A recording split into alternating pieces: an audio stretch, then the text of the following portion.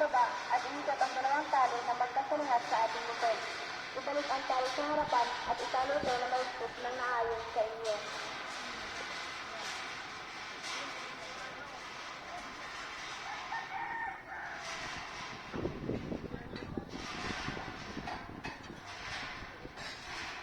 Ikatlong hakbang.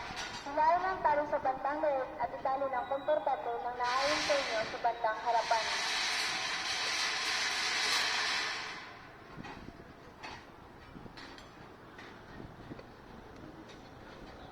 Ika-apat na hakbang. Gamitin ang pitong ito upang pang-alay pansin o pantawag sa mga rescuers o mga tagapagligtas. At kung kakailanganin tumalon sa dagat, ilagay ang inyong kaliwang kamay sa ilong at ang kanang kamay sa life jacket. Inakdang paharap ang isang paa at saka tumalon.